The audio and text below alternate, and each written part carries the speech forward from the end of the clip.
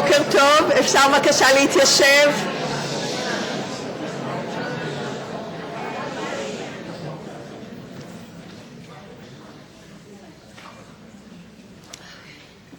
Good morning to all of you. Many people have come today to hear and to see Sir Tom Stoppard.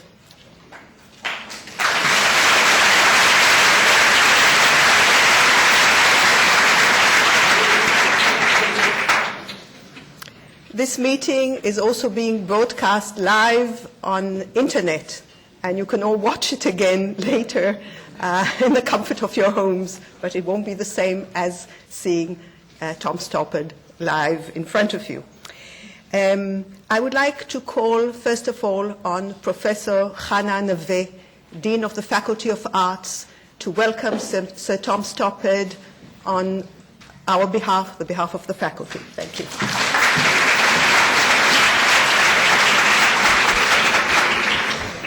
Good morning, Sir Tom. And from now on, Tom Stoppard, as we say in Hebrew. Tom Stoppard, that's your name. I'm grateful to Professor Chana Shkolnikov, to Professor Norit Yaari. Can't mention all the names. A vast number of people were involved in making this morning and the rest of the events here possible. I would also like to make a special mention of Jack Barocas, my dear friend in the technology department up there. Thank you, Jack. We're totally dependent on you right now and for the future. Good morning, Tom Stoppard. A great pleasure, a great honor, immeasurable.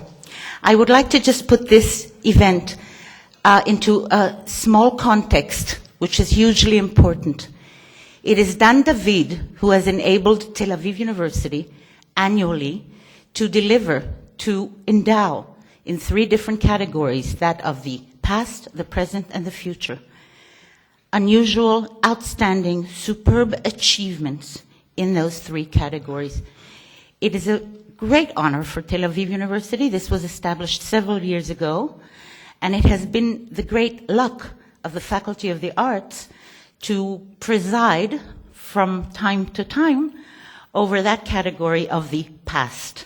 And this time, this year, the category of the past was entitled Artistic rendition and representation of the past in the forms of literary art, namely literature, theater, and filmmaking. In literature, as you may well know, Amos Oz is the recipient. We have the ceremony tonight. And in a film, Ato Megoyan from Canada, who is with us too this morning, somewhere buried in the studios of the film department here this morning. And of course, we have gathered here to honor Tom Stoppard. So I would like to convey my regard to Dan David and Gabriela David for their vision and for their trust and the kind of honor that they gave to Tel Aviv University within the context of this prize, and to say many congratulations to Tom Stoppard for being a recipient of the prize this year. A great honor to us, and I hope also to you, a great honor. We would also like to think of this event and this prize as a beginning of a wonderful friendship. This is a very original phrase, I'm sure. And we would like to think and believe, as it has happened before, that a recipient of the Dan David Prize, as we see now, is also someone who gives back to Tel Aviv University, to the future generation, to our students, and to the next scholars and performers, practitioners in the field of theater. Tom Stoppard is doing this as we speak. In a few minutes, we will see him beginning to give back. And later on, after the ceremony tomorrow, he is going to endow some of our students with and other students from the theater profession and studies with scholarships. And we hope that giving back also means continuing a kind of dialogue, continuing a relationship, in this case with Tel Aviv University, with the Department of Theater Arts, with our students, our graduates, and the community of theater in Israel. So welcome, Tom, and thank you very much. And thank you to Gabriela David and Dan David. And we shall see you probably either by air internet or in person tonight at the Dan David Prize ceremony. Thank you very much.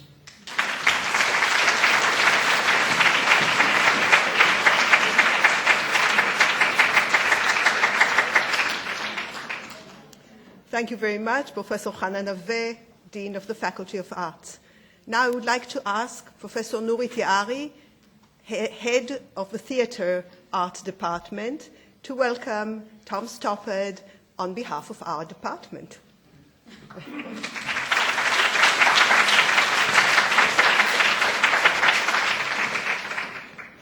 Thank you.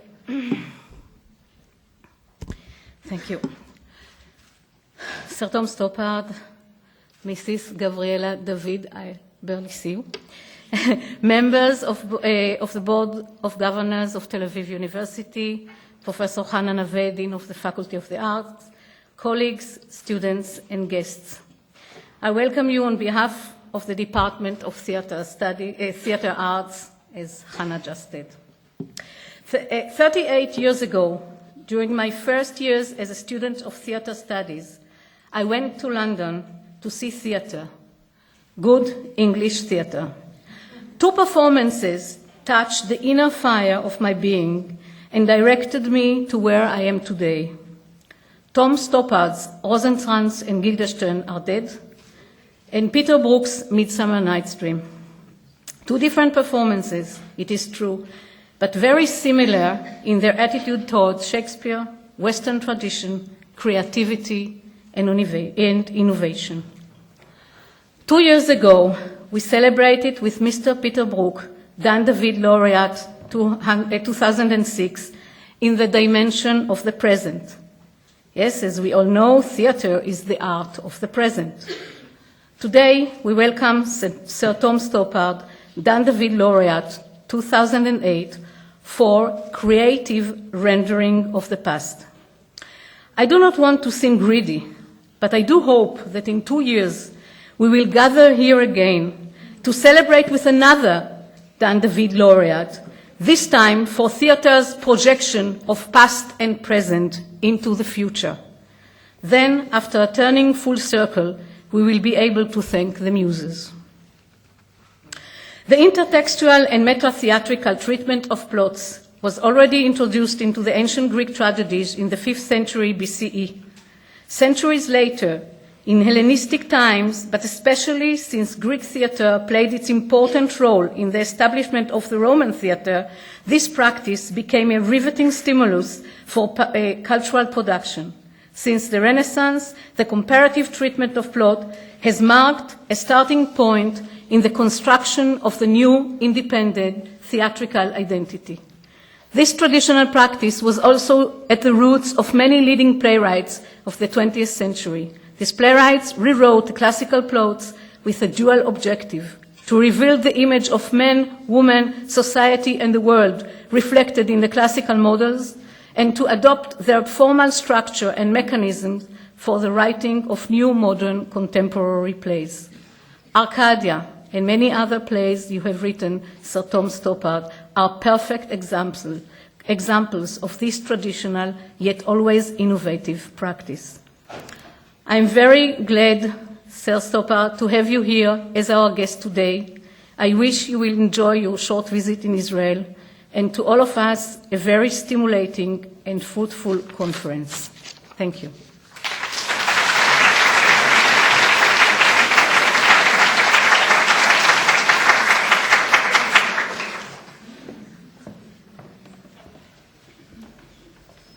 Thank you very much, Nurit. And now I would like to invite Sir Tom to come and join me for a question and answer.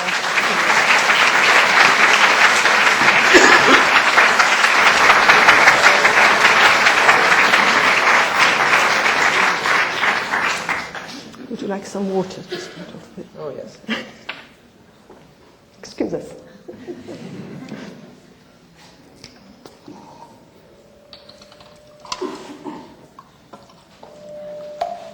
Oh, mine is cracked.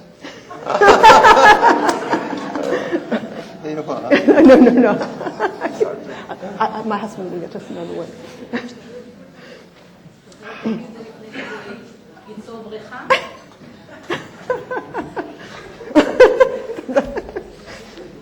A comic interlude is always a good way to start.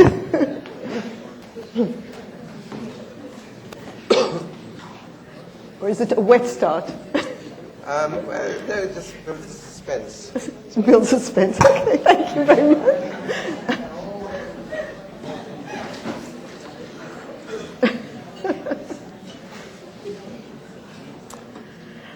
Tom, you have given us all many, many hours of intense pleasure, so that having you with us this morning is really a great gift. I'm very grateful. As you know, thank you. Nothing like having a housewife around.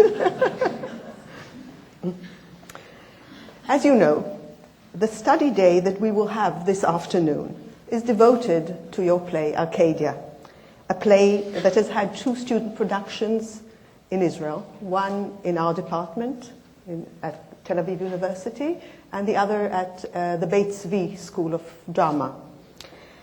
And for me, Thomasina, the protagonist, is the most touching and lovable of all your characters.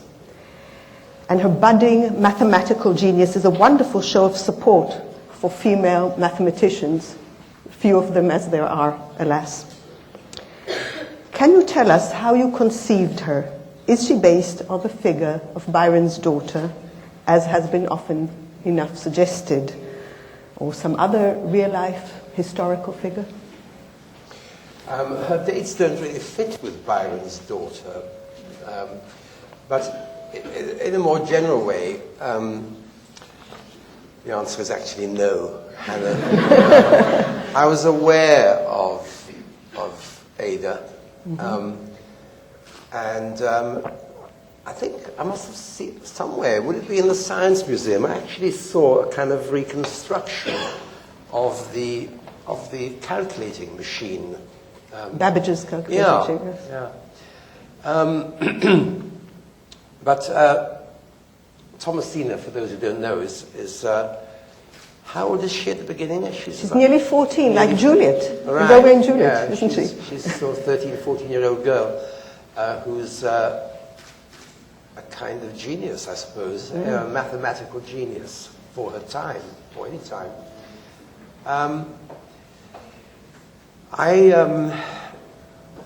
I think that I was better off pretending that she had no equivalent in historical reality, because it does sort of liberate one to do anything one likes with the character. And actually, although I read a great deal about Byron for the purposes of the play, I hope this conversation isn't entirely mysterious to and I won't make matters worse by trying to explain all the references. But the answer to that was no. So. Okay. Well, maybe this will be a teaser to go back home and read the play for those of us who haven't, do their homework. Thomasina struggles with the back translation from Latin of a very famous passage from Antony and Cleopatra. Yeah. You've written a number of plays that refer to Hamlet, as well as, of course, the screenplay for Shakespeare in Love.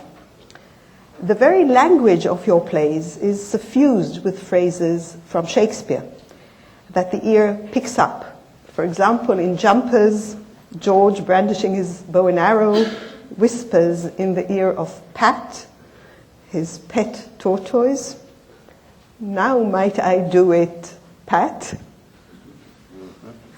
But I dare say Shakespeare has influenced you in a wider sense than mere quotation or direct reference. The wittiness of your dialogues, and especially your love of linguistic puns and your great agility with words, invite comparison with Shakespeare. Furthermore, like Shakespeare, you seem to research a wide variety of sources before writing a new play. Would you care to explain how you yourself see your own work in relation to that of the old master?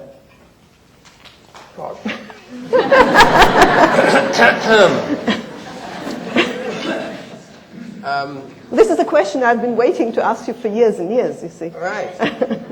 My own work from the point of view of the Elizabethan master, I would say almost vertically down, probably, from his perspective. Look... well, I disagree. Well, okay, fine. I'll tell you,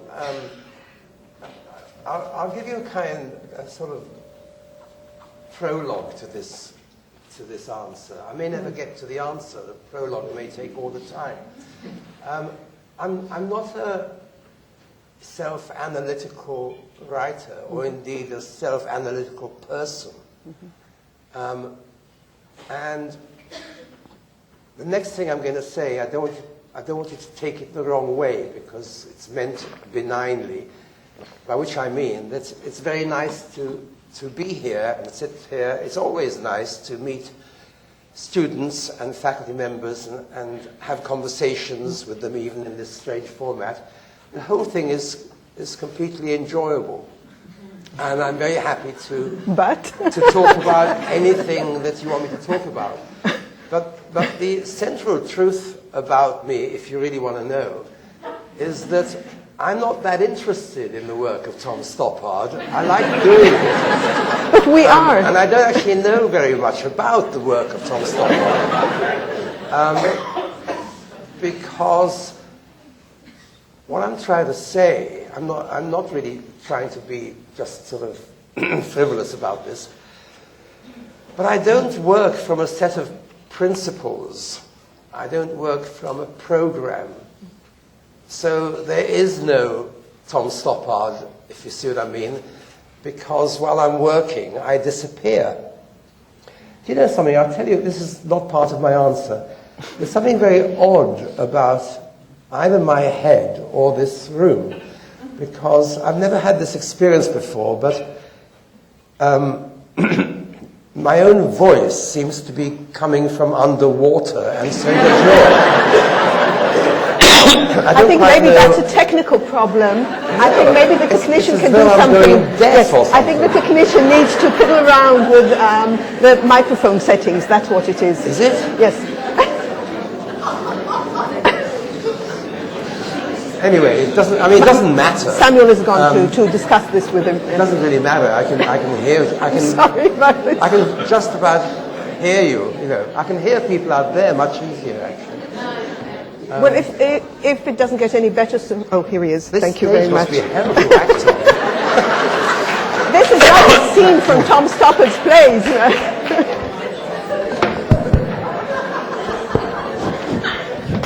No, I don't think so. Is it? Yeah, I'm cool with this. Also Do you want me to use this? Leute im Mikrofon stellen? I'm sorry, I shouldn't have said that. Look what I've done.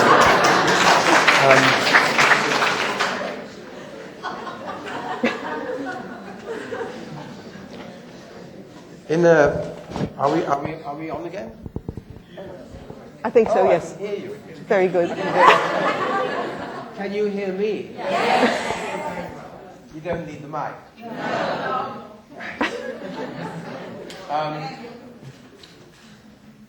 In a different play, The Coast of Utopia, there's a man called Belinsky, who's a real person.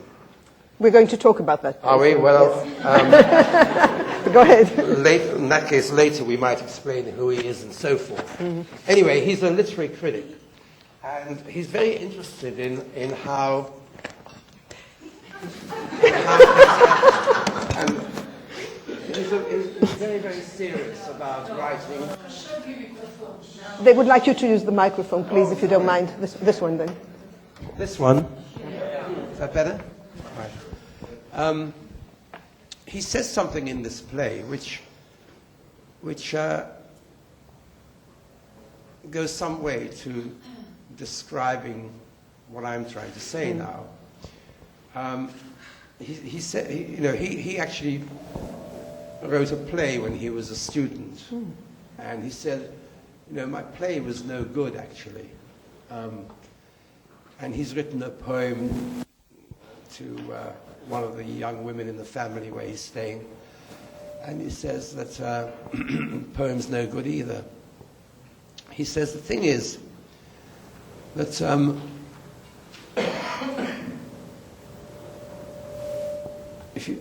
when I was writing my poem, I was trying my hardest to be present while I was doing it. And he says, but a real poet, he goes absent. And you can watch him. He's sitting there at this table with a pen in his hand. And he's just sitting there. And his pen's not moving. And when it moves, you've missed it. He says, where did he go in that moment? And I'm not inclined to, I'm a fairly hard-headed person about most things, but I'm not inclined to be airy-fairy about things. But I think it's the common experience of writers, probably painters, composers, that not always, but at key moments, they go somewhere, and when they're back, they've done it. This is something to do with your question, and although I've forgotten what your question was, I know this is something to do with it. I was asking you frankly, about your use of sources, because you yourself do write in introductions to your plays. Yeah. You sometimes drop the names, say, in The Coast of Utopia, which you've just mentioned with Belinsky. You do direct us to Carr's book and to Isaiah Berlin's Russian thinkers and this and that. Right? And Dogg's Hamlet, you tell us about Wittgenstein, and you do give us quite a lot of the sources, and sometimes we find them ourselves without you telling us about them. But I don't tell you, do I? I don't say you've got to look this stuff up before you come and see my play. No, of course not. That would be insane. Of course. But neither does Shakespeare. But the question was about Shakespeare, about your relationship to Shakespeare, about the way he uses sources, about the way you do. Okay. I mentioned what I just mentioned because I had this experience with Coast of Utopia in New York where a guy in the Times made a kind of, slightly with his tongue in his cheek, he made a list of the 12 books you had to read before you came to see my play. And I was a bit alarmed in case people thought that this was actually the case. Their homework before coming to watch the performances. I don't, that's my, I know we're free associating like mad now, but my take on theatre is actually not particularly literary or intellectual. I take theatre to be a recreation. Now, we recreate in many different ways, and I don't mean to exclude pity and terror and poetry, but it's not, to me, the natural medium for changing the world by Tuesday. I think that journalism, and especially television journalism, have got a lot more instant leverage. I think theatre does other things, perhaps even more important things, in a more long-term way. But I don't really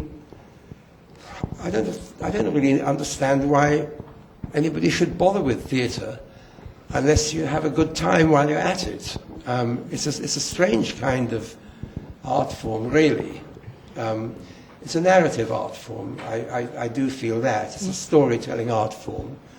It takes place in rooms like this one, where there's a small number of people up here and a larger number of people up there. And just to drag this down to a really basic level, what is true of this situation now, right now, is true of theatre. And what that is that none of you are obliged to remain. You can leave any time you like. Hannah and I have to keep you here. That's what this is about. And, there's no writer can guarantee the success of this equation, which is to say that the text doesn't guarantee anything. Otherwise, you'd never have a duff evening of Midsummer Night's Dream or a mediocre King Lear. Theatre isn't that. Theatre is not a text. Sure. Theatre is a very extraordinary equation whose elements, whose components take very different mental forms on many different scales. It's a strange thing when you're writing. Theatre is a text, and not only is it a text, but it is sufficient unto itself. You sit there, in my case, with a fountain pen in your hand, and it's just you and it. The loop is as closed as the loop would be if you were writing a sonnet. And then one day you've got these 100 pages, and that part is over, and then the real part begins. And everything then changes. Because when the real part goes into rehearsal and ultimately into technical rehearsals on a stage, in a theatre, this sonneteer person becomes absolutely obsessed with the other kinds of components and elements which are actually to do with a technician just changing a switch. Now, not now, not now, but now. And turning a little knob on or sliding something on a light board so that the light is of a particular brightness or dimness and happens now, not then, but only now. And you sit there and your notebook is filling up with these things which need correcting. And of course they're nothing to do with writing sonnets anymore. And that's what I like about the theatre. I mentioned two little examples, but I don't have to tell you that the largest component is the fact that there are actors who are learning and speaking these lines and pretending to be your characters. And you can easily imagine the infinity of variation which is available to each and every actor in the way that this line is conveyed and kicked into the audience, or stroked into the audience, or nudged into the audience, and so on.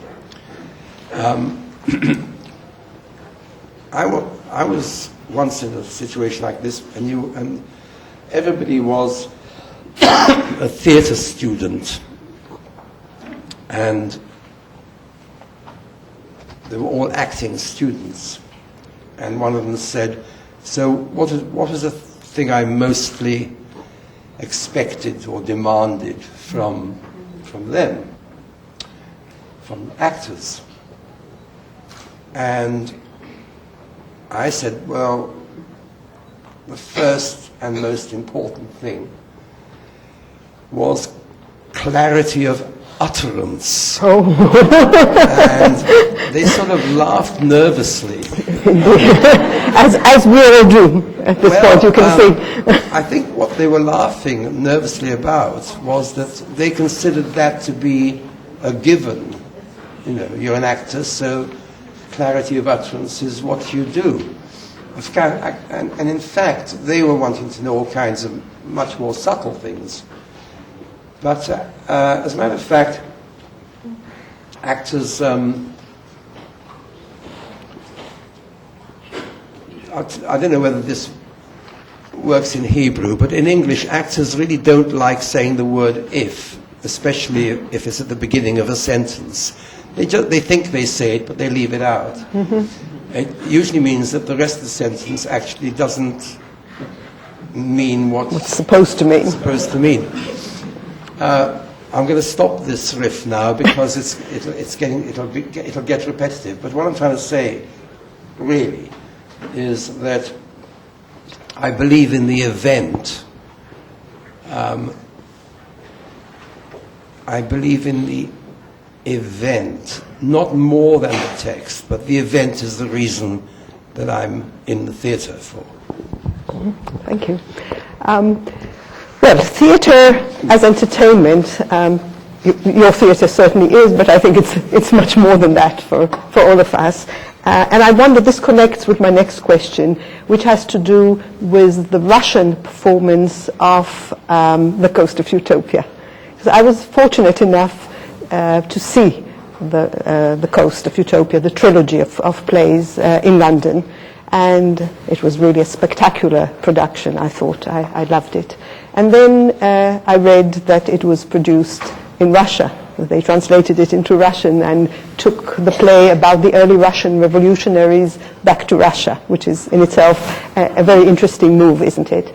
And a few days ago, I had a chance to watch a documentary, a TV documentary about that Russian production, where they showed snatches from it, interviews with you, interviews with the director, Borodin.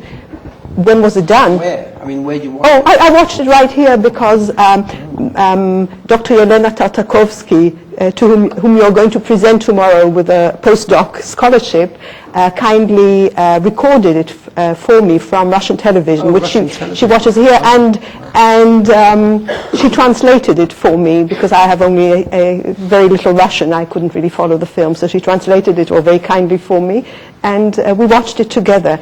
And I was struck by the fact that what the director said, what the actor said, mainly gave you the idea that they regarded it as a didactic play from which young people could learn about these early revolutionaries. They could learn what their ideology was. They could learn about the early history of the revolution. And, you know, I thought they missed completely the deep irony that there is in the presentation of these people, great as they were, great thinkers as they were. What is it? Bakunin says that when he's in Paris that at last he's actually met a real workman. He has never seen one before. And all these wealthy revolutionaries, they live in Europe off their incomes from their estates in Russia. And they discuss the wealth of their estates by the number of souls they own back home, the number of serfs, whom they call souls in Russian, right?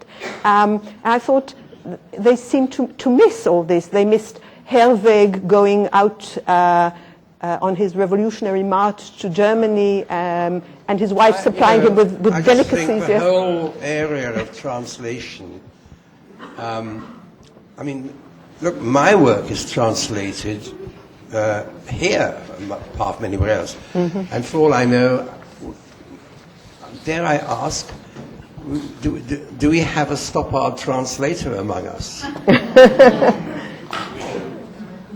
We do indeed. Hello. Hello. Are you Iran? Are you Iran weekly? I am. Thank you. I was telling Tom earlier about it. Me, do you? I'm fantastically in your debt then. I'm enormously in your debt.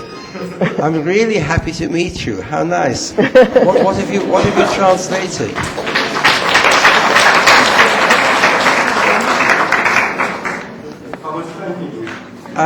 Did you just tell me a couple of plays you've done, or did you just do one play, or what?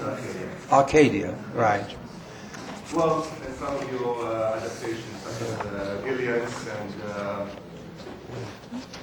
I was starting with On the Result of Gena.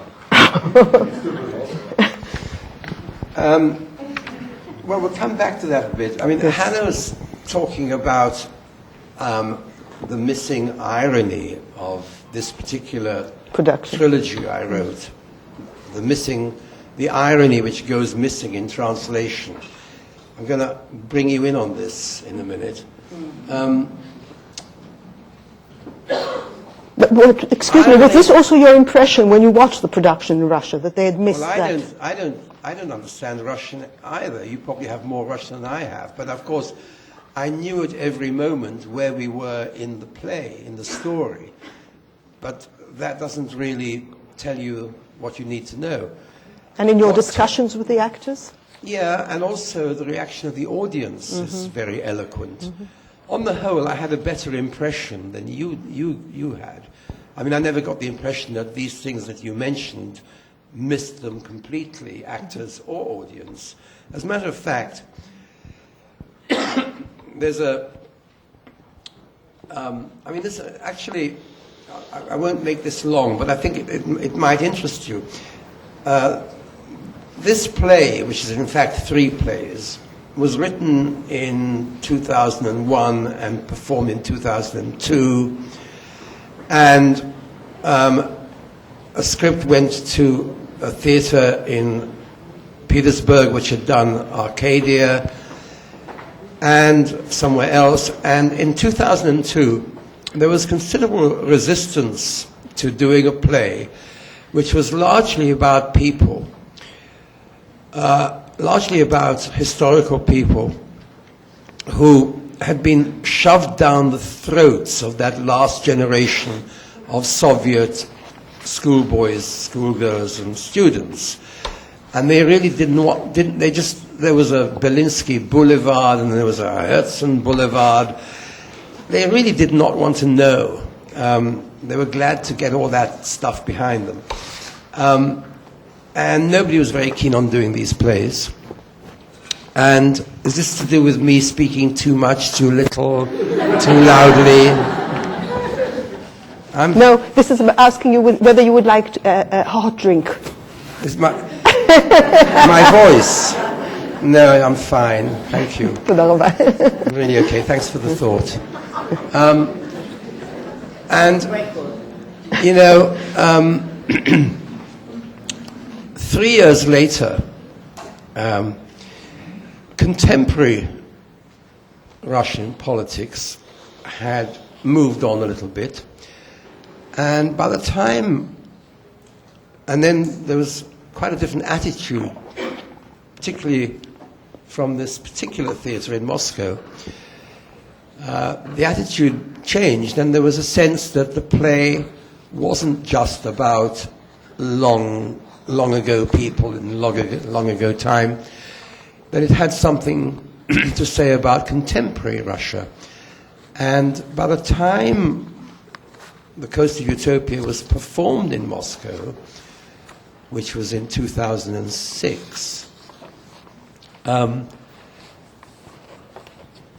it was really very exciting and very moving in the way that the play attracted, it seemed to me like every generation, and was being sort of silently applauded here and there during the performance in kind of in shy little ways, when it seemed to be saying something about contemporary Russian politics. Without going into details at this moment, it was clearly an odd relation between the play and its audience in Moscow in 2006. It was a very different kind of thing from doing it in New York in the same year. Anyway, where were we? I was asking you about this reception of the play, bringing back Russian history to Russia, as it were. So they were eager to learn. All the way. I'll say this in a sentence. The whole thing moved from, who do you think you are, just some outside foreign person thinks he can come and write about our people who belong to us, even though we're sick of hearing about them. And 4 years later, there was a kind of weird gratitude that somebody from outside was taking an interest in. I should explain that these are 19th century Russians who were, as it were, the bridge between the sort of very beginnings of the radical movement from the Decembrists, if you like. They were part of that long bridge which ended up with Lenin. So the sociology of the play in Russia was itself interesting. However, nice as it was to get kind of ripples from the audience, time and time again, during the course of what, by the way, is an 8-hour play on 3 different nights. I watched it on one single day. Did you? On one single Saturday, yes. Yeah, that's the best way to do it. It is. Get it over with. My feeling is, and it's possibly more true of the play that you translated than it is of most of my plays. It's even more true of On the Razzle than Arcadia. My feeling is that they're untranslatable. Something is translatable, obviously, but finally, and possibly because, I'm sure you know, I'm actually Czech by birth. I came to England when I was 8, but I came to the English language earlier than that because I was in India during the war. After Pearl Harbor, I went from Singapore to India, and I was at an American school, so essentially I was speaking English from the age of 5. So it's the only language I've ever had in which I could read in any significant sense. And yet,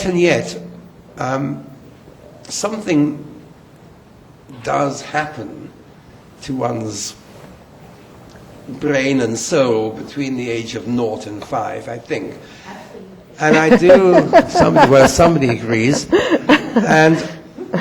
And so I do suppose that I have a slightly exaggerated tendency to play around with the English language as though one might with a toy when one discovers it at the age of 5 instead of at the age of 5 months. Whatever the reason, wordplay, word association, and all kinds of English language trickery, it's actually, it just grows out of my dialogue like fingernails grow out of my fingers. I don't even have to, as it were, think about it. If I had the job of translating my own plays into any language, I think I would have great difficulty and probably conclude that there's a 10% which it's not even worth bothering to try to translate it. I really envy. But it's the 10% that are really interesting, especially interesting. Learn English. Yeah. What else to do? I'm quite envious. I don't know whether you translate any other writers, prose or drama. Well, my friend Harold Pinter, I imagine that he actually is much easier to translate. Well, but it's also very difficult also. He's very difficult, is he? We have the translator of Pinter with us. He can say. Who's that? Professor Shimon Levy, whom you've met. Oh, well, that must have sounded awfully rude, as though that you do your life's work. I agree with you. You are untranslated. You knock it off before breakfast now. Tell me about. I'm not going to make you strain your voice, but I think that if Pinter is difficult, he's difficult in a different way, because he doesn't play with the language in the way that I do. He he's very, very subtle in the kind of English he uses, but it's not a vast vocabulary. What I think would be very, very difficult in Harold's case is to make it sound like a Pinter play when it's not in English. I think it's probably very easy to do an ordinary production, an ordinary translation of Harold, but probably very, very difficult to one which is Pinter. And to convey the rhythms. And the rhythm, the poetic yeah. rhythms.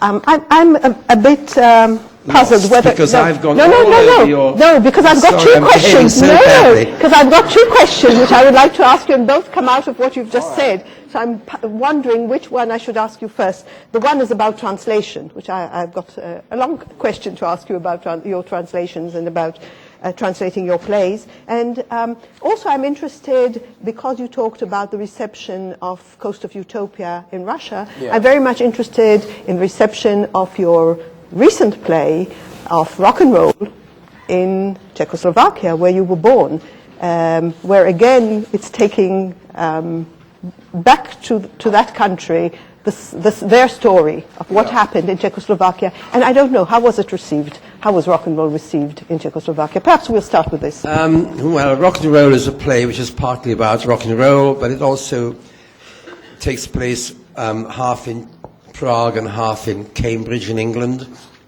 And it takes place between 1968, Prague Spring, and 1990, Velvet Revolution. And as I say, half of it is about Czech people.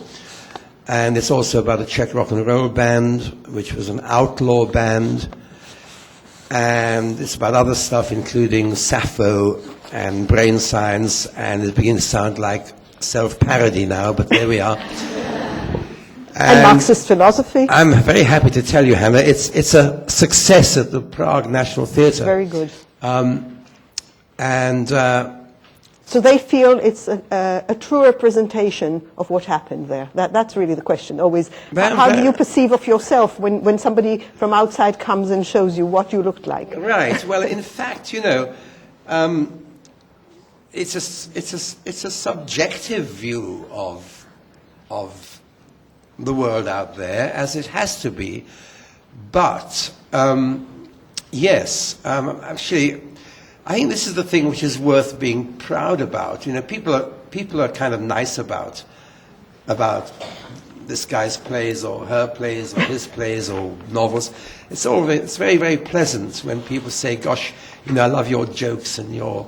No, in this case, it's always true. We're not trying to be pleasant. What I always the compliment which I always value is when somebody says that it's accurate, because that's actually very. It's difficult. The other stuff you were born with. The accuracy requires work, application, and a kind of honesty to oneself. We have a scientist in the front row, and so I can't resist saying that I don't really. It's nice to get nice reviews and less nice to get nasty reviews. But one of the few reviews which I absolutely was so pleased about was a review in Scientific American, which for some reason reviewed a play of mine which had some science in it. And this review said that the science was accurate. I thought, I want a full page in Variety for this. I want a full page in the Times saying accurate, Scientific American. Anyway, where were we? Just a follow-up question to that about Czechoslovakia, where you were born, because you've written a number of plays about Czechoslovakia. Yes. I'm interested in how you feel your personal political ties with the country, especially since about rock and roll you write in the introduction that Jan is partially autobiographical. Yes, well, all right, a little autobiographical interlude, if you like. As I said, I was born in Czechoslovakia. My mother, my father, my elder brother and I, we left in 1938, 39 on the cusp, went went to Singapore. We were barter shoe people. My father was a doctor in the barter shoe company's hospital. And when the Nazis were coming, there were 7 Jewish doctors sent to Nairobi, London, Buenos Aires. We got Singapore. And we got to Singapore, and we were in Singapore with barter at the time of Pearl Harbor. And then everything happened, and the women and children were on boats, and the men, some left, some stayed, some got out, some didn't. My father died. We didn't know that at the time, but he was killed at that time. And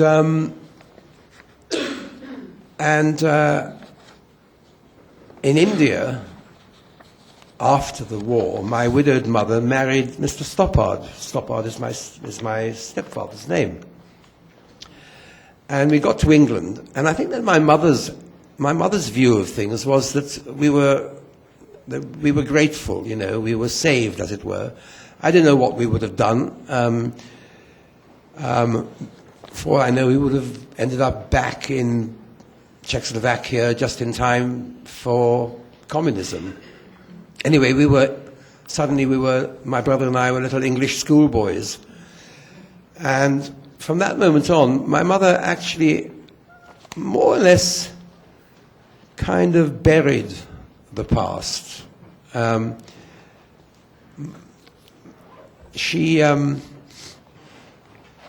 We had our name changed. Nobody asked me. And I loved it there. And I really took to being English. I'm English now. I feel English, and I like being English. So I've been English for 60 years. And when I say that I liked it, I mean I liked everything. I liked the landscape. I liked the food, the architecture. So there we are. And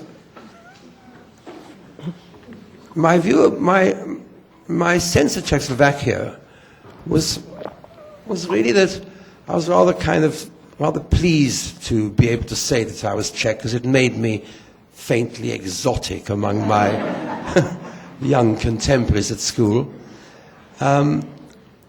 But I became very kind of Anglophile and so on. And when my mother, I mean, this went on for decades, when the communists fell, I began to actually meet 1 or 2 cousins from back home. And my mother died when she was in her 80s. She died in the mid-90s. And I can see now that in a funny kind of way, it sort of released something in me, because she always wanted to kind of just keep quiet about the past. And when she died, I can see now that I felt I wanted to go back to Zlín, where we were all born, which my brother and I did, and we saw where we lived and all that stuff. But to actually try to focus on your actual question, it's very difficult. I don't even quite understand myself to what degree I actually feel Czech. If I'm talking to Czechs, I do feel more Czech. But in between, I don't feel Czech. Mm-hmm. That's very interesting. Thank you. Shall we go back to the question about translating? Right? Yeah. Yes. I have a very good example of the difficulty of translating you from the Invention of Love, where, quite at the beginning, the ferryman of Hades, Charon, shouts, "Belay the painter there, sir," referring to the throwing of the rope to attach the boat to the quay. Now, no Hebrew-speaking person will get that, of course, and I'm not sure how many of your English audience get, if they're not really into nautical stuff. I think it's great if there's a few things in every play which nobody understands, or just maybe one person. It seems, what I think is actually a kind of fatal touch on a play or a film, for that matter, is that if the criterion should be that everybody should understand everything. I mean, that seems to me a much more damaging way of worrying about comprehension than having stuff which some people get, some people don't. It doesn't matter. But you realize that is obviously totally untranslatable. Impossible to translate the double meaning of painter. Because the word painter, and you only know this, I only knew it because I used to read books by Arthur Ransom. Do you remember all that? Swallows and Amazons and all that. You know, young children who had little sailing boats. A painter is a piece of rope that you tie a little boat to the dock with, for example. So there we are, and belay is quite difficult. We're not going to get into this, actually. It's going to drive me crazy. Yeah, that's right. That play hasn't been translated into Hebrew at all, has it? No, certainly not. That's probably why, because that's the first line. Has it been translated into any other language? Yeah, I've seen it, actually. I saw it in Italian. Quite early on. I was in Sicily, and they did this play of mine. What have I done?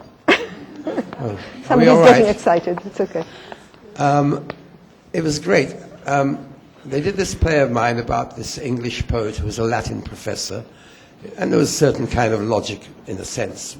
Knights move, you know, Latin, Italian, and they did it. And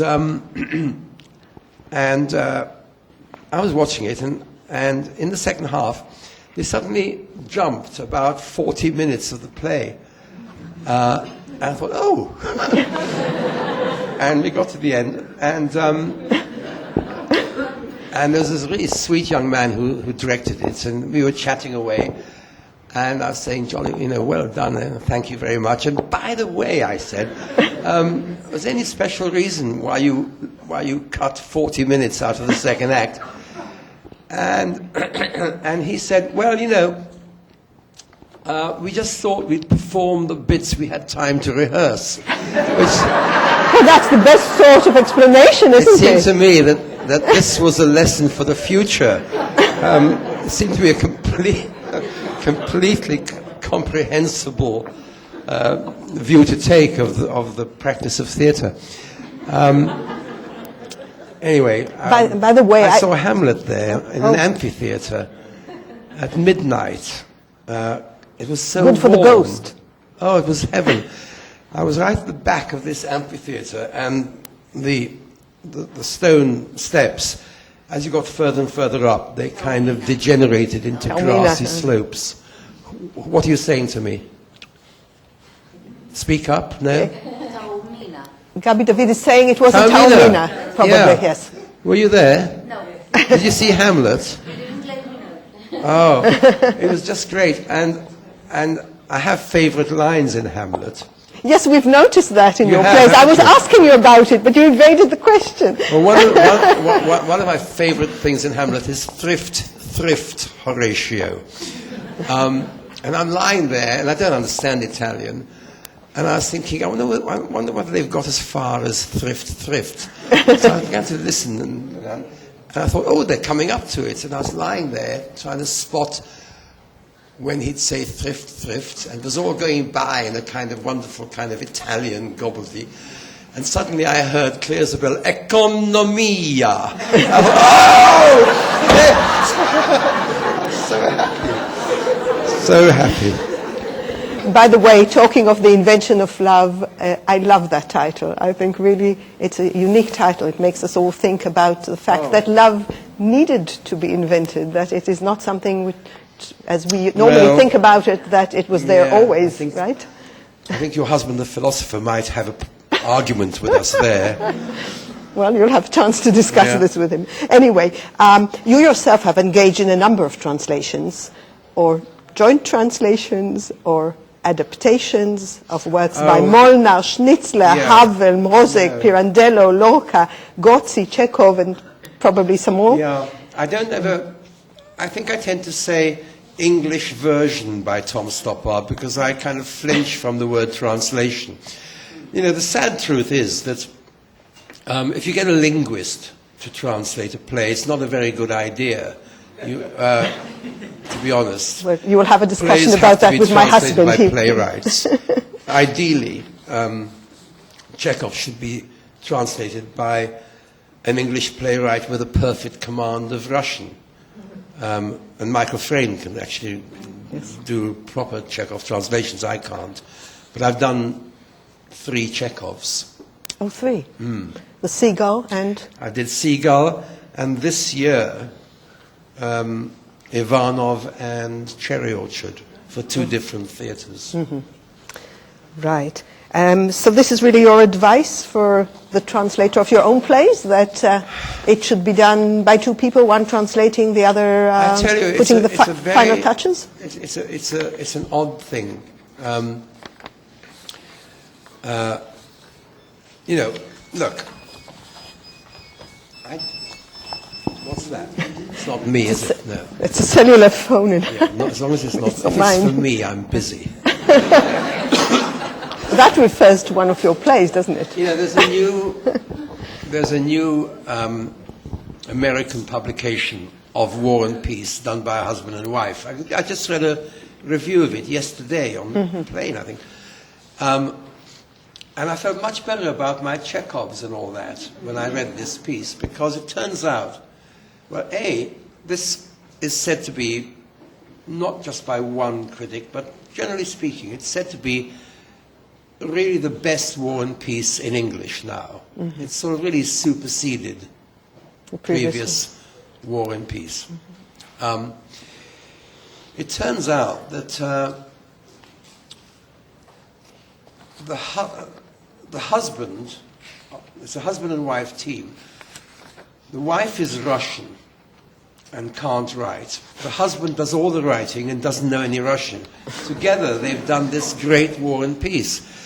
And I thought, oh, that's fine, because that's my situation. I mean, there's this woman, not actually married, but there's a very nice woman in London called Helen Rappaport, and she does word-for-word Chekhovs for people who want to do an acting version. And she did Ivanov and Cherry Orchard for me. And it's actually still, there's an element of delusion here, actually, I have to tell you.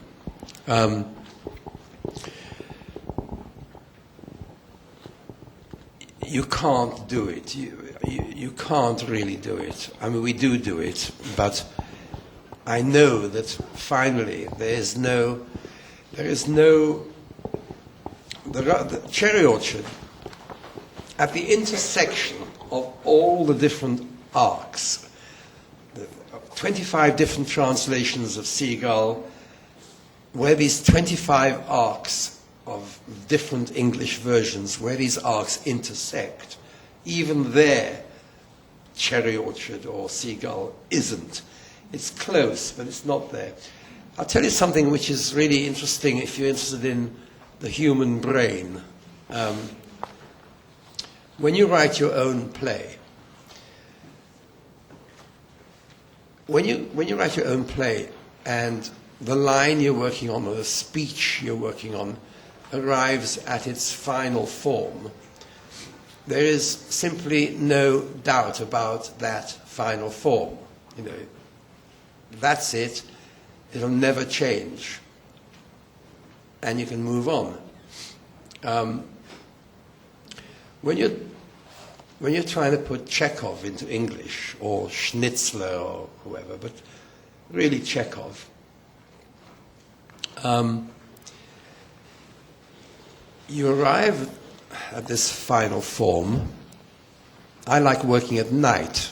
I usually work till 1, 2, 3 in the morning. So you're working and you're saying to yourself, oh, I get it, it's that in English. Oh, that's what he means. Oh, it's exactly that. So you kind of get the final form of it. And then you go to bed thinking, good page, track that one. And you go to sleep quite happily. And then you get up in the morning, and it's as though the Polish au pair girl rewrote it in the night. You think, wait a minute, none of it actually even reads like normal English. It's absolutely strange. The brain becomes contaminated in some way by the work. The kind of integrity of your knowledge of the English language and what is natural speech and accurate speech, that becomes somehow corrupted. And I found that I've almost come to terms with a kind of built-in element of failure. That there is no night that you go to bed where everything is still okay in the morning.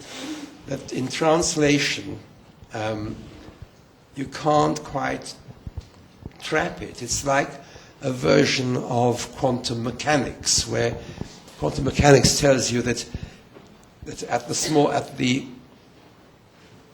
fundamental scale of things, you have to choose between knowing the position of something and knowing the momentum or velocity of that same thing. You cannot know them both simultaneously. I think that there's a poetical cross-reference between translation and quantum physics. I've never said that before, and I wish I hadn't said it now. Well, that will be the topic of somebody's thesis in the future. In your more historical plays, you tend to keep the truly eminent historical figure in the background or in the wings. This is already a feature of the non-historical Rosencrantz and Guildenstern Are Dead, where Hamlet becomes a minor character, but is especially blatant in The Invention of Love, that portrays the poet and scholar A.E. Housman presenting only briefly the greater poet, Oscar Wilde. The Coast of Utopia similarly uses the figures of Pushkin and Marx. Pushkin serves as a reference point in Russian culture, but appears only in a brief scene without uttering a word. And Marx is only a very minor character. In the fictional Arcadia, you refrain from showing Lord Byron on stage, although he is clearly the éminence grise of the play. And one could go on. Could you please explain why you have chosen to keep these great characters at bay? Well, I didn't choose that at all. They chose it? Well, you remember, if we sort of go back an hour, that's what I was saying, wasn't I, about an hour ago, that I don't have any set of principles. I don't, it's interesting, Hannah, that you say, why did you choose? Whereas actually, there's not as much choice. Look, I bet half or most of the people in this room who've done any kind of writing for themselves, they must know this. There's not actually a strong element or instance of acts of choosing. Yeah, you can pause and you think, oh, do I mean amazing or do I mean fantastic? What should I choose here? But actually, in more important ways, there's something happening on a more instinctual level. And all I can say about the point you're absolutely right, I guess. But there is a pattern, isn't there? It's a pattern. Recurring pattern in your work. You don't write about the famous person. You keep the famous person in the background, and you. Well, I think that's probably extremely interesting about something in me. But I'm the last person to know what that would be. Okay. It would be quite good if I were being analyzed, it might mean something. You know, look, I'm going to say this for the second time, and for the second time, don't take this amiss in any sense. It's not I'm not being rude in any way, but you know something? It doesn't actually interest me. I mean, why I exhibit this behavior, this pattern in my work, it just doesn't interest me. Okay. I think it's an interesting critic's question, but I'm not one. I love... it just reminded me about something. I think there's no connection with what I'm saying next, but I'll tell you anyway. Good writing is not actually to do with writing the kind of line which my friend over there finds difficult to translate, you know, weird kind of English usage which have no equivalent in some other language. That's all fine and all that. The thing which I find, I don't manage to do it at all, really. I love, what I find breathtaking is very, very simple statements which have a huge detonating power. Well, I've overstated again, that's a habit of mine. One of my favorite lines in 20th century English drama is in a play by the late Anthony Minghella, a play called Made in Bangkok. These English guys in the rag trade, they show up somewhere in, I guess it's Bangkok, and, you know, they are there to buy garments from the local Thai garment. Actually, I think the character was Chinese, in fact, or certainly Orientals. So these sort of uppity English guys show up, and they're in this warehouse full of clothes, and they're going to have to pay for what they buy off these racks, these frocks and things. So Minghella has this English visitor, gives a little speech, which essentially is saying, what's wrong with all this stuff? He doesn't, as it were, keep the price down. He's saying, well, the colors are all wrong for this season, I'm afraid, and the styles and the cut. And he goes on for about 3 or 4 lines, and the Chinese guy just watches him, and when he's finished, he says, and yet, here you are. And I would much rather have written that than all this triple bluff about painters, you know. You know, in The Fugitive, when Harrison Ford is kind of got his back to some dreadful kind of waterfall where he'll die, and Tommy Lee Jones has finally chased him all along these tunnels, and ultimately they're in the same place, there's nowhere else to go, and Harrison Ford turns to this cop who's chasing him and says, I didn't kill my wife. And the cop says, I don't care. It's my favorite line. You know. Okay. It's I just love that. It's better than anything in Shakespearean love. Okay. Good. Anyway, how are we doing? We're doing very well. One more question before I open all right. It's your questions turn soon. to Don't be shy. Yes. I want to refer to what Ido Ricklin was saying earlier. He said that he started translating on the Razzle and then gave up. And I'm wondering, do you think that farce, which is obviously what On the Razzle is, do you think farce is especially difficult to act, especially difficult to write, especially difficult to manage in the theatre? Well, farce is definitely more difficult to direct. But you have a lot of farce in your plays, don't you? I don't know. Travesties, jumpers.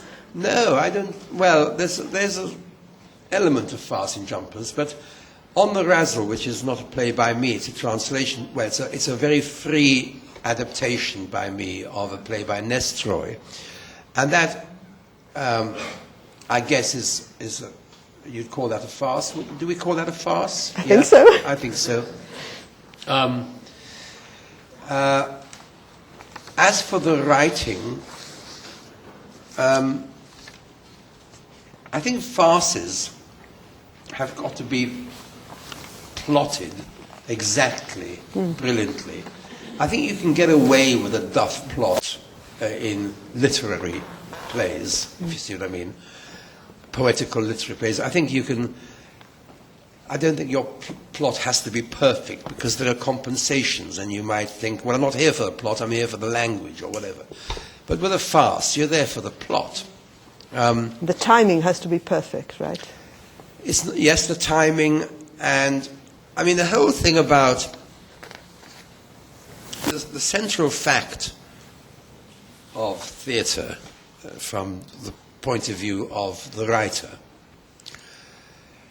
is that it's to do with the control of the flow of information from the play to the audience. It's to do with how much you tell the audience, how soon, and how explicitly or how obliquely. It's all to do with the effect, the actual thing one talks about as an evening in the theatre, working or not working. It seems to be largely about the control of information from here to there, the way it arrives. That's really something which a writer never consciously thinks about while writing, but I can see that it's the case.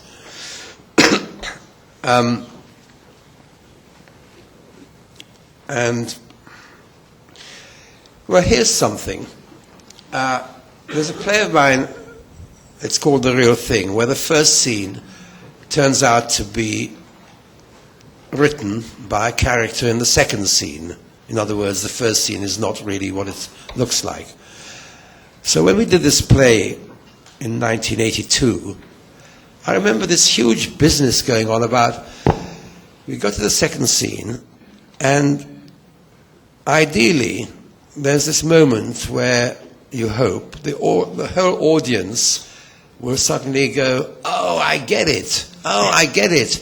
That last scene was just part of a play written by this guy. Oh, I see. Ha ha. So it became actually very difficult to achieve this. In other words, some of the audience would get there earlier, and some of them would go home never having got it, But anyway, this is it. So I remember the rehearsals of this play, and a lot of it seemed to be about this actual thing that you're thinking. First of all, how do we conceal the fact that this is a play in the play, and then how do we spring it in the second scene? Okay, then we flash forward 20 years or more, I don't know. So we're doing the play again. And then it becomes really weird, because I'm sitting there thinking, well, hang on, half the audience maybe will already know this play, so what are we doing this for? And then I began to think, this is nonsense, because I'm always going to see plays, shall I mention Twelfth Night, where I know what's going to happen, but it's still okay. And I then completely lost interest in this pathetic enthrallment to the idea of a denouement. Oh, wow. Oh, I get it. Oh, I see. I thought, forget it. Don't bother. Just do the play. Just do the play. And it's perfectly true that it works just as well for the audience who'd seen it 20 years ago and remembered it, or even some people who just read it Anyway, I don't know how we got into that, but I think now we should, your turn. if you're prepared to answer questions from the audience, there are 2 microphones on top of the stairs, so please, if you would like to ask Tom a question, would you please go up there and introduce yourselves before you start the question. Please tell Tom who you are. Have we got somewhere there? Any questions from the audience? Please.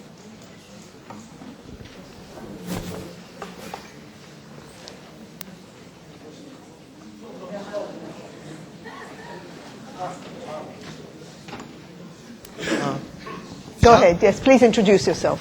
My name is Don Futterman. I taught in the overseas school here.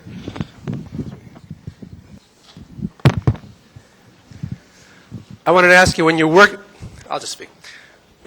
on plays such as Arcadia or Indian Ink, where you have parallel stories going in different times, one in the past, one in contemporary time, can you tell us a little what the experience is? Are the characters from one period drawing you more than the other? Do you have to map this all out to keep everything going? And anything else you'd like to share with us about keeping these multiple stories alive? now this is about plays. Are we okay? Yeah. This is about plays which take place in 2 different time frames. One of the plays you mentioned is separated by nearly 2 centuries, the 2 time frames. Another play you mentioned is separated by a generation, I think.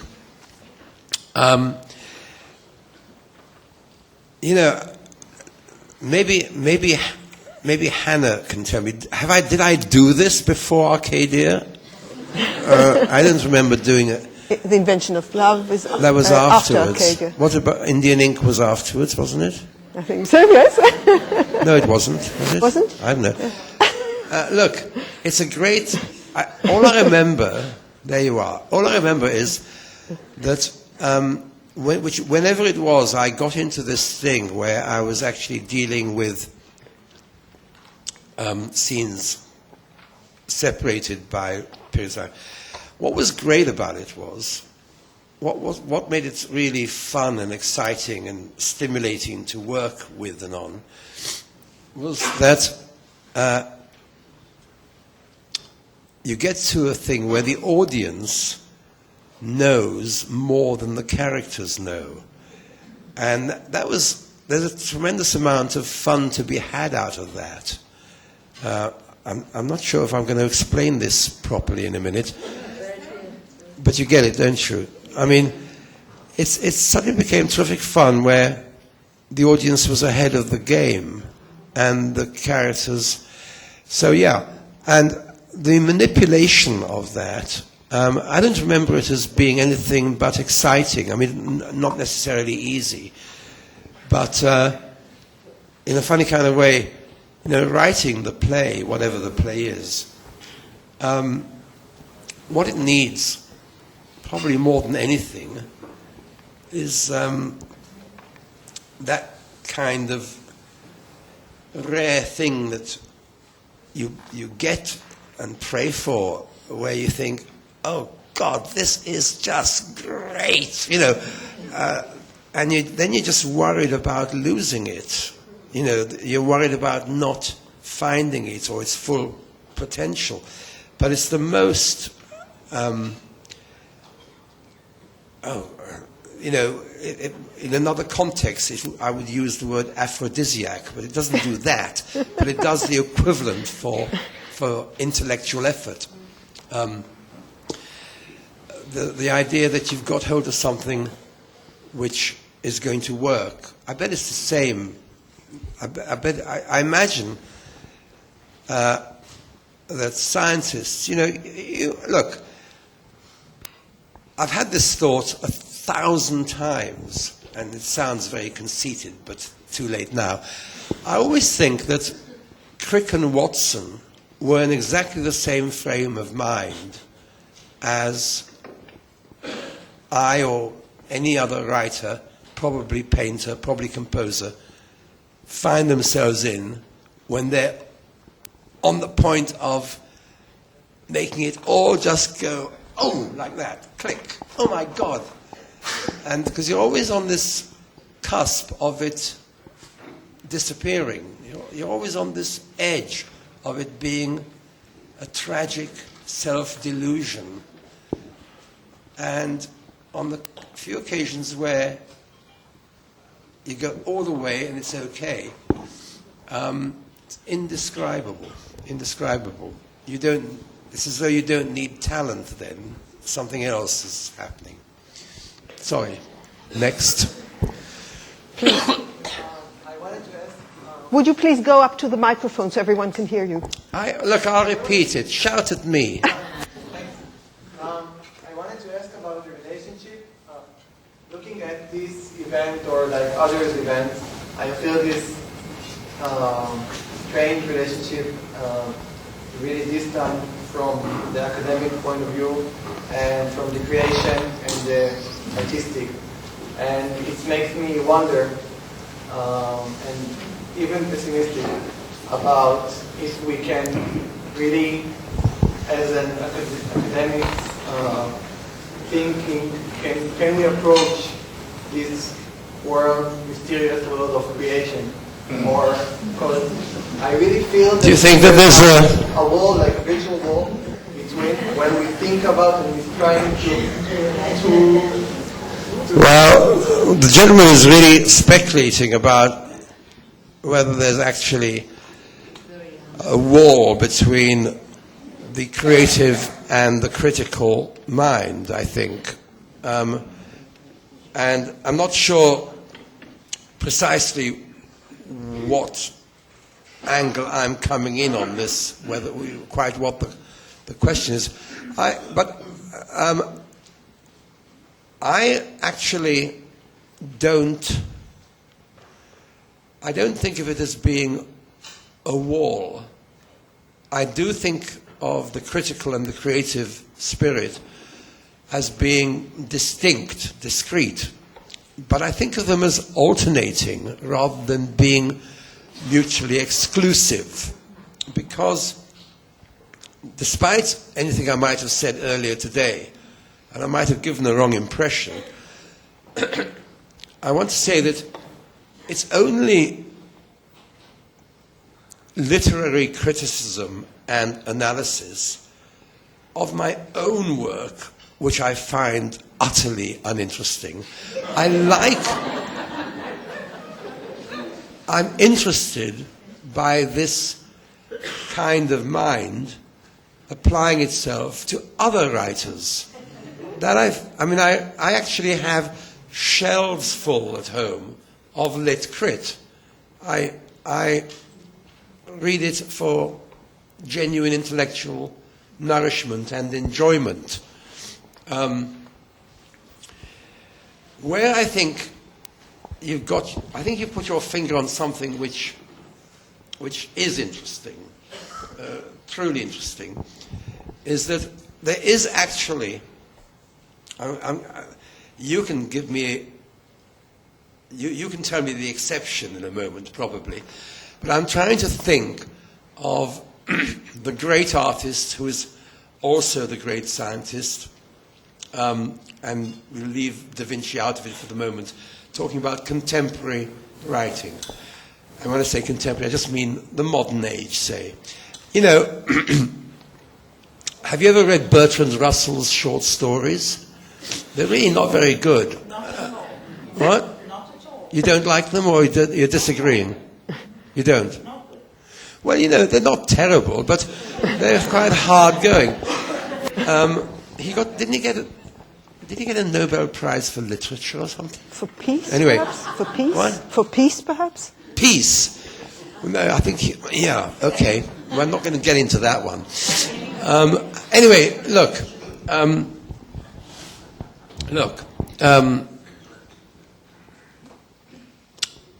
Eglinton, can we think of a contemporary scientist who is a great writer? Carl Gerasi. I'm so sorry. Oh my God, we're being recorded. I'm sorry. I think he's a wonderful man, but I didn't mean. I wouldn't. He's written plays, hasn't he? I've read one or two. Who? Primo Levi.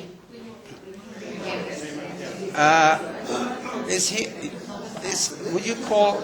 I know he taught science and was a man with great scientific knowledge, but was he scientifically creative? Jurassic certainly is and was a creative scientist. I know. Listen, I know Carl for 40 years on and off. Also, he has tried to bridge between science and the arts, and I think reasonably successfully. Yeah, I mean, fine. Well, I'll give you that one. Meet me later. But Tom, you in some of your plays, especially the two mentioned here, Indian Ink and Arcadia, you really make fun of the academics, don't you? And you show that they reach wrong conclusions on the basis of their models, of their thinking. It's very unfair. Yes, I think that I treat academics slightly unfairly occasionally in my work. Anyway, that was a good question, and I wish we could have had more time to get into it. But I think that I would say that they're different spirits. So, please. Hello. Hi. My question is, what inspired you to use that specific form of math in Arcadia? Chaos. No. It's a form where I was wondering. Of mathematics, did you say? The result is the next unit is the unit of the next equation. Is it connected to something you're talking about? Yeah, well, Arcadia is partly. Sorry? Anyway, Arcadia is partly concerned with the branch of mathematics which has a kind of. It has a popular. It has a popular manifestation in chaos theory. Chaos theory is a phrase which entered more or less everybody's discourse 20 years ago. And it's actually about something really, really, really, really interesting. And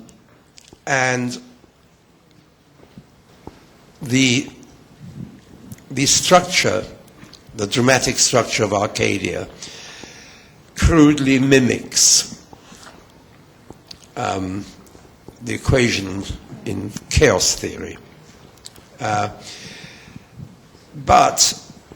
I tell you, when I was writing Rosencrantz and Guildenstern Are Dead, I didn't have to know too much about the road ahead because Shakespeare, as it were, had laid the road ahead. I knew pretty much what the shape of this thing had to be.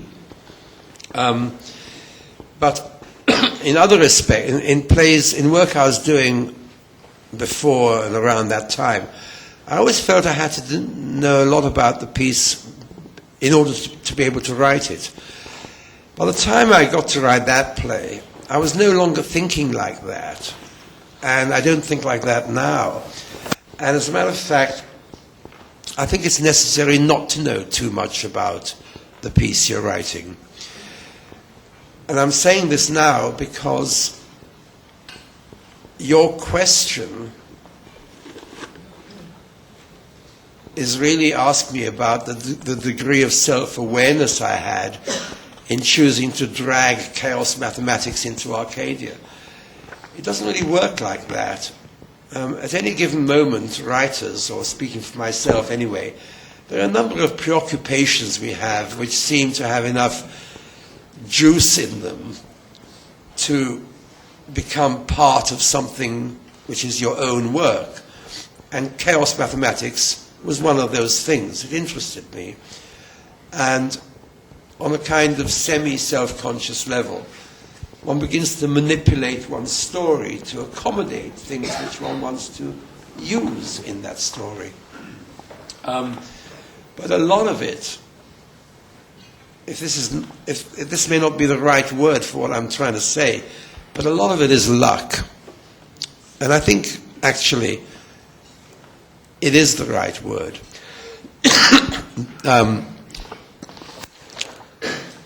Luck is seldom something which you get visited by as though from out there. On some instinctual, subconscious level, you're sort of making your own luck. And that's how I see the luck that one has in creative writing. By which I mean, I hope this will finally come clear. I'm sorry, I realize I'm not speaking very, very clearly, but maybe I can make it come clear with just one sentence, which is that when something works out really, really well on the page you're working on today, and you think, oh, great, you don't actually feel clever, you feel lucky. Those are always the best moments in one's work. The best moments in one's work is when you haven't manipulated the triumph, today's triumph, tonight's, the triumph on page 37. You haven't sort of forced it onto the page.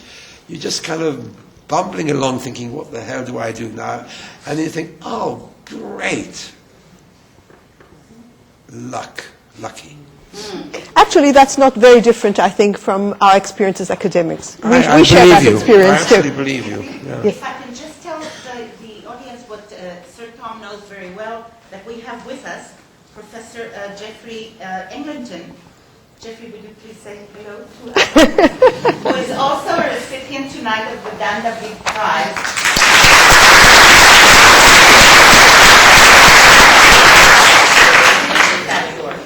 So we have here past and future talking to each other like they know what they're saying.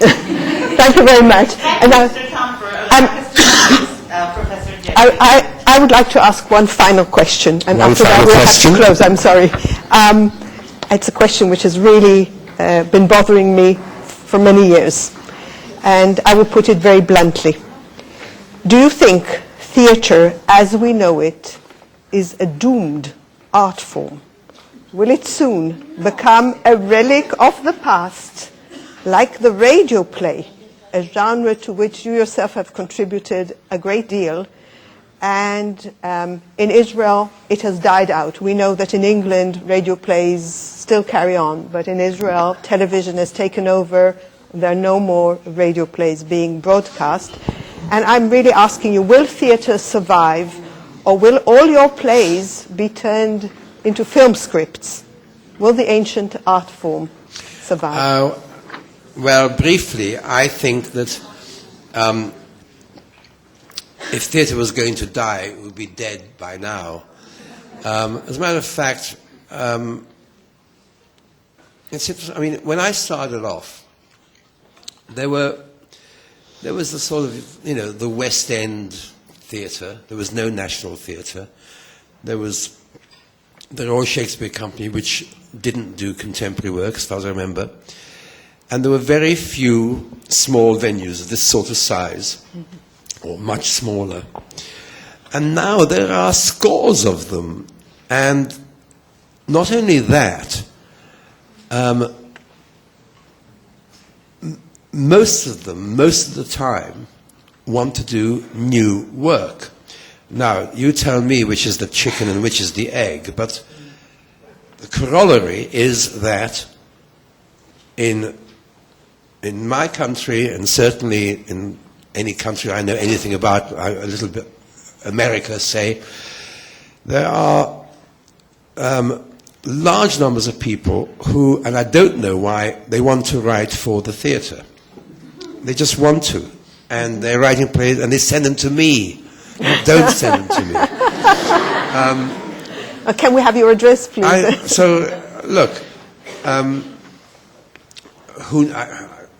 look, things can change just between one full moon and the next. My impression is that the theatre is going to be alive and well for a long time, but it will change its nature and its forms Yeah, I think that the traditional idea of, a big expensive play in Shaftesbury Avenue in a theatre seating 800, 900 people, yeah, I think that's kind of going. We now in London, we have something like 27 musicals and about 7 straight plays. Really? So, of course, within the world of theatre, and by the way, there's nothing wrong with musicals, though there is a great deal wrong with most of them, by the way.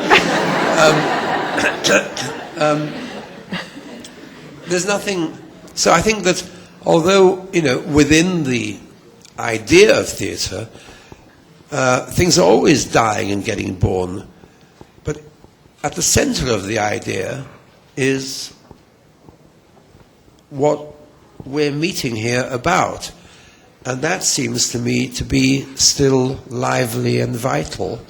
So let's hope that I'm right. Not for my sake, because I'll be dead soon, but my youngest son is an actor, and I want him to be in work, not just in movies.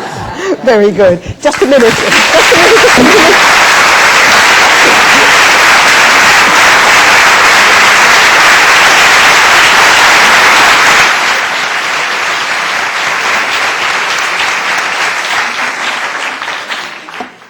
Before I close this session, I would like to remind our Hebrew-speaking audience that the study day on Arcadia, on Tom Stoppard's Arcadia, will resume here at 2:00.